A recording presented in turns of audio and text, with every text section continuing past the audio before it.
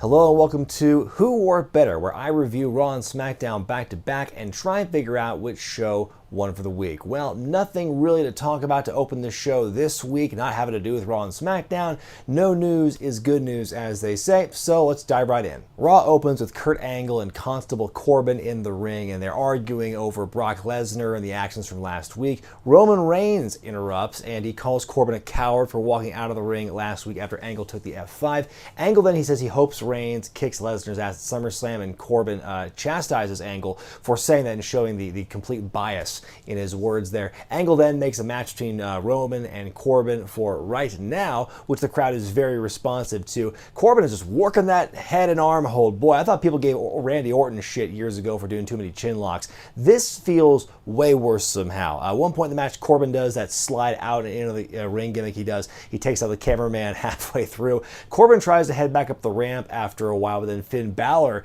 cuts him off, and now Corbin, who talked a big game about how he beat Finn Balor last week on Raw, suddenly he seems more like hesitant to try and cross paths with him. A Superman punch by Reigns outside the ring, then a spear inside the ring. Roman picks up the win. Then right afterward, Finn Balor hits Corbin with the corner drop kick and then the coup de grace. So Roman Reigns gets some more momentum going into SummerSlam. Finn Balor gets his heat back from the previous week, which he had and then lost it after winning at Extreme Rules, losing the heat on the rematch, and then he gets it back, and now we're gonna have another match between these guys at SummerSlam. So, and of course, naturally, in the go-home week, Corbin's gonna get his heat back, and it's just gonna be the cycle will continue ad nauseum. But yeah, a decent match. Crowd was really hot for it, and yeah, more momentum for Reigns going into SummerSlam. We have Bobby Roode versus Mojo Rawley, and I swear to God, Mojo has another new theme. Am I going crazy here? It sounds like a different theme every week. Maybe I just need to pay better attention. I don't know. Anyway, Bobby wins with the glorious DDT. I can't wait to see how they follow this up next week. I will guarantee you the rematch for this match on Monday will be the pre-show match at SummerSlam. Elias is out in the ring with a documentary crew. He said that the documentary they showed the network of him wasn't good enough, so they're doing basically a do-over. This is his new, it's produced entirely by him this time around. The shot of the crew orbiting around him for a bit as he was playing was pretty funny in the ring. Bobby Lashley interrupts and tries to kind of butter Elias up, putting over the documentary and everything. Then Elias says that Lashley's whole comeback's been a joke. Then we get some nice fire in Bobby's voice as he's making his retort in the promo. Elias goes ready to leave, but he throws the clipboard in Bobby's face. So he gets the jump on Bobby again, but then Lashley hits a spine buster and the stalling suplex to end the segment. So great, 2 weeks in a row, Elias gets the jump on Lashley, and Lashley immediately dusts him off. Wow, I'm really invested in this program. In a follow-up to last week's singles match, when Apollo Crews got the upset win over Akam, we have Rezar versus Titus O'Neil. Is it me, or has this storyline, the entire justification for the storyline, been just explaining how awesome of a human being Titus O'Neil is with his charity work? Now, don't get me wrong, it's awesome what he's doing, and I think he should be commended for it, like I've said before in my Titus review several weeks ago, but I feel there are ways to put over that without having to defang a promising young tag team still trying to find their footing in the main roster. Rezar wins a not-so-great match after a spinebuster, and thank God for that. From here on out, I feel the quality of the show overall really begins to improve, in my opinion, and it all begins with the return of the Kevin Owens show. Now he's not in the ring anymore. He's got a stage to the side of the entranceway, so the production value for his show is really shot up in a big way. And his guest is his personal guru, Jinder Mahal, with Sunil Singh. I love how Kevin tries to put Jinder over, but all at the same time crapping on him, burying him. Jinder barely gets a word in edgewise, and Kevin just keeps steamrolling over him, which is pretty funny. He says that Jinder's methods have cured him of all his pain, and he's gonna take the briefcase from Braun Strowman and become the Universal Champion once again. And when he said that, I thought, oh my God, I forgot he actually had the belt for a time. That's crazy how much time has elapsed before Kevin was even close to that championship. So Kevin says, Jinder, I'm going to make you wrestle Braun again. And Jinder's pissed about it. Then Braun Strowman comes up and he tilts the stage they're standing on. He tilts it up and they all topple over, all three guys. I feel that Sunil Singh had the best chance of jumping off that platform and onto the sturdy stage. Like, he was right there next to the bridge, so I don't know what was stopping him. Anyway, then Strowman stands tall, and overall I just loved this segment. I loved Kevin's promo and just the timing of Strowman toppling them over. I feel feel Jinder was more entertaining in this bit, almost getting no words in, than he was as his WWE champion. Anyway, we've got this match now with Braun and Jinder. Kevin tries to steal the briefcase once again like last week to get Strowman counted out, but again, it does not work. Strowman catches him, they have a tug-of-war for the briefcase, and Strowman pulls it away and hits Jinder on the outside, which causes a DQ finish. So Braun stands tall again when everyone runs away. I don't think that these two straight fluky losses hurt Strowman in the long run. It doesn't make him look dumb. He's just getting dicked over by up to 3 guys at once, and he's not used to being tricked like this. So it's still a stronger look than Elias punching first and then getting spanked by Lashley seconds later. So I think overall it's just good heat for Kevin, and it's good motivation for Braun's character. One more thing I will say about Jinder Mahal is that I wish they did more with him and made him more of a credible threat on Raw. Like, say what you will about his time in the main event on SmackDown and his time as US champion for all the whatever the week or two he had it, but it's clear that they see something in him and they want to present him as this like star, as this like big name. Maybe not so much right now, but it feels like if you want to keep him relevant, like have him go for the Intercontinental Championship or be in that picture, or put him in a team with somebody and make them challenge for the tag titles. Keep him in a contention for stuff so he keeps being relevant. It's like the contrast between this time last year and now is so night and day. It's like this, I cannot believe this guy was WWE champion the way they're booking him now. Why don't you have, it's like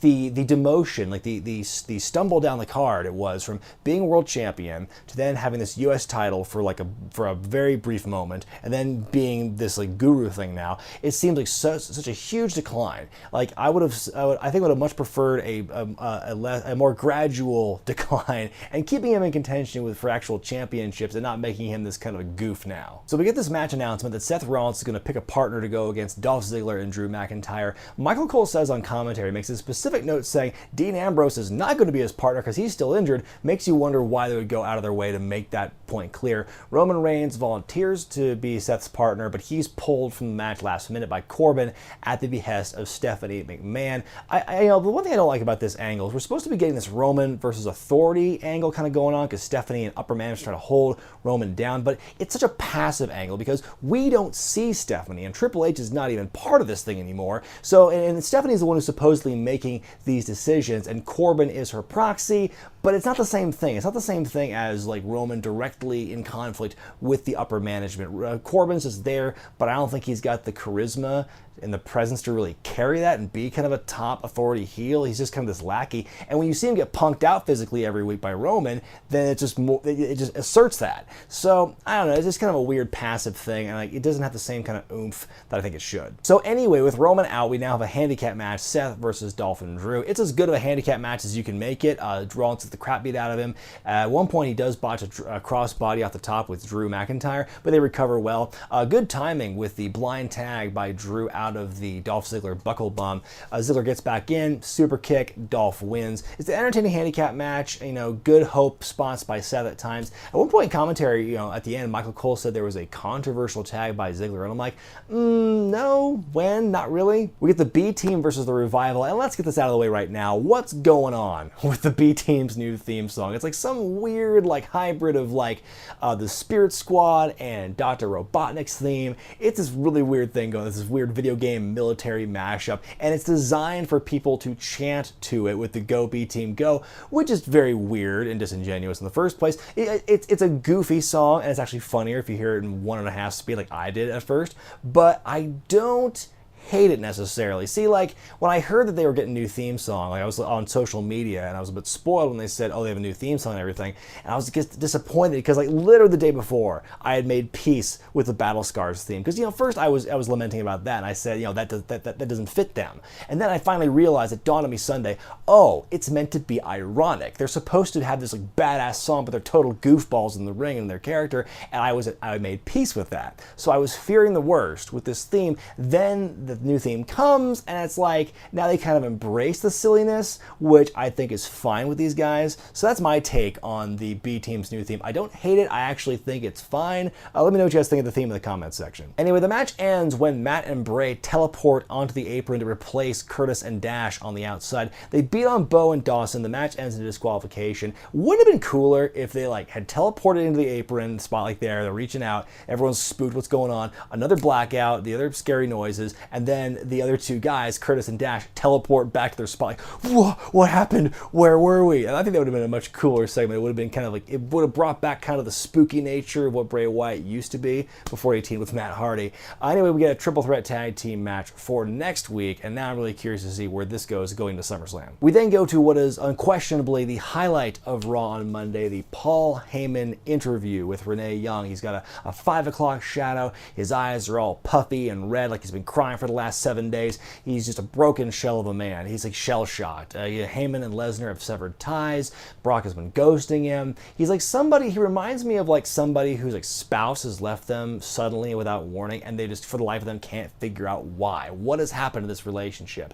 Heyman asserts that he and Brock are still friends. Like he says, well, you know, their children, his children and my children consider themselves friends. He's just devastated by this whole thing. He can't even think about being someone else's advocate at a time like this, like after he and Brock have now split up. But he does say that Brock is more focused and violent than ever before, and that at SummerSlam, Roman Reigns does not stand a chance. This is an awesome promo, and one of the best ones Paul Heyman has done in the last several months, in my estimation. You know, 3-hour Raws, we know they can be long and tiresome, but every once in a while, you use that time wisely, and you get a pretty long promo like this was, and you make it work, and that's why you got these longer shows, is for stuff like that. We get the Riot Squad versus Sasha Banks and Bayley. I refuse to acknowledge those two by their seemingly official tag team name right now until I get lazy about it a couple months down the road, like I did with the Woken Lover's name and the Coupe de Gracie pronunciation. This was actually a really good quality tag team match here by the ladies involved. Bayley goes for a diving attack onto Morgan on the outside, but then Spider Lady pulls her out of the way. And oh, never mind, it was just Ruby Riott returning from injury, all dressed in black. Like, literally from that angle, I thought it was like Fabulous Moolah back from the dead as the Spider Lady. The Riot Squad wins the match, and there's good stuff overall. Ruby Riott's back. The Riot Squad is complete again, so now we'll see where this goes in relation to the Sasha and Bayley tag team. I'm not calling them by that name. We then get a Ronda Rousey, Alexa Bliss hype package, and then the main event of Rousey's in-ring debut on Raw against Alicia Fox. So now between the women's tag team match, the hype package, and this segment here, the last 3 segments of Raw were all female-oriented. I think that's the first time that's ever happened, at least in recent memory for me. It did not feel forced to me. They didn't make a big deal out of it, you know? Like, I feel like Alexa mentioned Evolution in her promo before the match here, but that was the only real blatant plug for that show that I picked up on Raw on Monday. If there were others before that, I didn't notice them, so kudos to the company for trying to show a little bit of restraint and pulling back a little bit from the last couple of weeks. But yeah, here's the weird thing about this. They spend all night hyping Alicia Fox and how she's a former champion and this and that, and she doesn't even come out to her own theme song. She comes out to Alexa Bliss's music,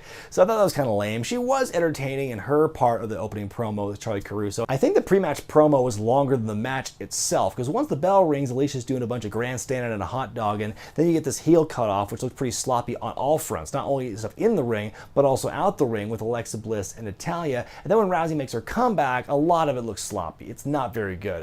Ronda wins with the armbar at the end. But yeah, I mean, for all this time they spent building up Alicia Fox in this thing, she didn't look good at all in this. And some of it was her fault, some of it was Rousey's. But yeah, Alicia did not make herself look very good in this situation. And for her to be put in that position and for her to fail so much, I think it was not a very good look. After the match, Ronda does a hip toss to Alexa, who tries to jump her. She stands tall. You know, kind of a rough, awkward way to end the show after a pretty strong second half. But you know, that was kind of a black mark on the whole show. But I mean, like I said, pretty much from like the beginning of hour 2 onward, I think, was pretty strong.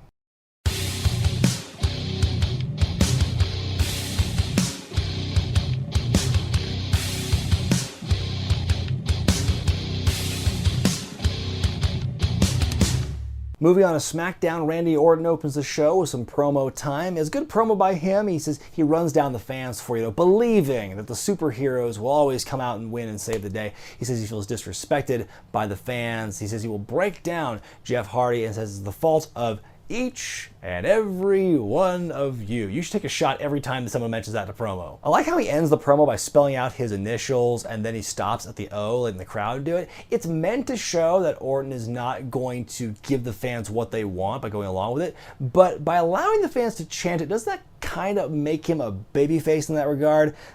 shades of gray. We get a women's tag team match here as Charlotte and Becky Lynch take on the Double Iconics. Charlotte and Becky are on the same page on this night after a chat backstage. Carmella, the blue team Bliss, is on commentary for this matchup here. The Iconics had a boring chant for part of their promo, which kind of surprised me. A good burn by them, though, saying that Becky is lost. They can't see Becky in Charlotte's shadow. It's a decent enough match. Charlotte hits the Iconics in the arms with her top rope moonsault. Figure 4 to Peyton Royce, and the good gals win. Things are good between Charlotte and Becky, or are they? After a pretty funny backstage bit where Kofi Kingston tries his hand at doing backstage interviewing with the New Day, we get AJ Styles coming out to address the comments by Samoa Joe from the previous week. He talks about all the sacrifices that, he and other parents make to provide for their children and give them the opportunities and the things that they didn't have when they were kids. It's a very good promo to make him more relatable to the average fan, as if he needed more of that, but this really helps. He says that Joe's thrown over a decade of friendship and companionship away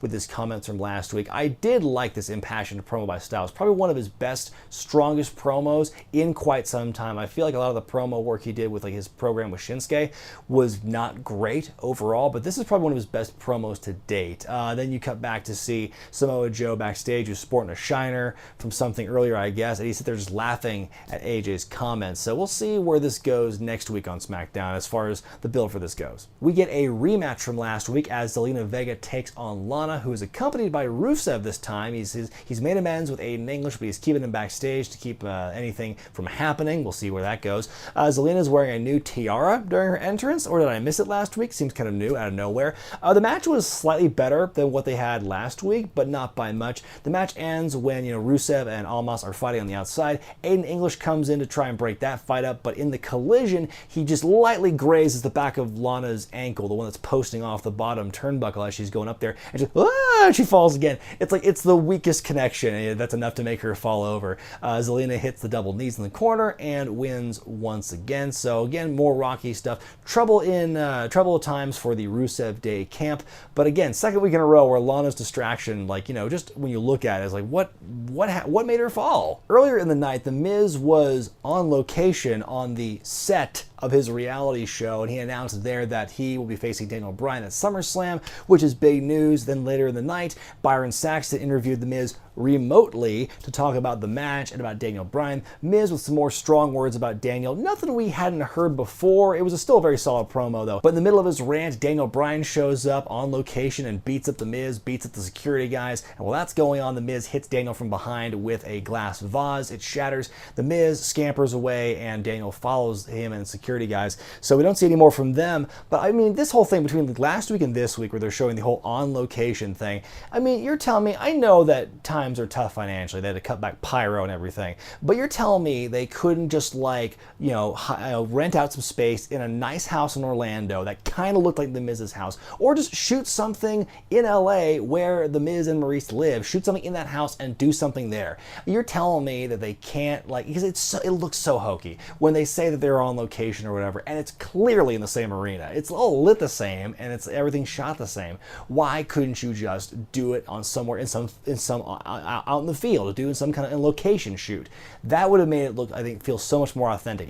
It's not a direct comparison, but it reminds me of what if you had this bit where, the build of WrestleMania 25, we had Randy Orton and Triple H fighting in presumably Orton's house. You could do something like that with this. I don't know what was stopping them. That's my little nitpick about this, the last couple of weeks of on location, and how blatantly, obviously, that is not true. We get a match between Shinsuke Nakamura and R-Truth of all people. We get this backstage bit between the two of them where R-Truth says he wants to challenge for the U.S. title, and he's going to earn his shot by pinning Carmella. Oh, that wacky R-Truth. It was pretty entertaining, though. So we have ourselves a match here between these two. It's a more competitive match than when Truth went against Samoa Joe a couple of weeks ago, but same kind of finish. It's the Kinshasa. Shinsuke wins and moves on to get ready to face Jeff Hardy. Again, is he gone or isn't he? I don't know anymore, but they're going to be facing for the title at SummerSlam. We get a squiggity squash match between the Bludgeon Brothers and a trio of jobbers known collectively here as 3SK. I'm guessing it's kind of a dig on, or it's kind of a play on the term BSK, the Bone Street Crew.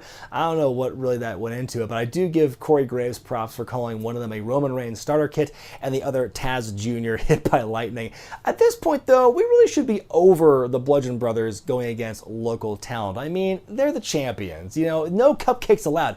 People don't like cupcake games in college football. Let's not have cupcake games for the tag team champions on SmackDown. In our main event, it's the finals of the tag team tournament to see who will face the aforementioned Bludgeon Bros for the SmackDown tag titles at SummerSlam. The New Day versus the Bar. The big "We Want Pancakes" chant at the top of the match, which was great. And you know, this match, I mean, it was an amazing match. I cannot do it justice to try and describe what happens here. You really should just go out of your way and watch this one. It's probably one of the better, main roster TV matches of the year so far. The New Day somehow pull off a victory with the Midnight Hour and will face the Bludgeon Bros for the tag titles at SummerSlam. But yeah, what a main event. Time now for me to decide which show won for the week, Raw or SmackDown. You know, last week I picked SmackDown to win on Who Wore It Better, and the more I thought about it after the fact, after I made my decision and edited the video and published it and everything, I was starting to feel some kind of remorse for that decision. The more I thought about it, I realized maybe I made a mistake, but I'm not making that same mistake this week. I'm giving the nod to Raw. They're breaking the combo here, they're breaking the streak, and they're winning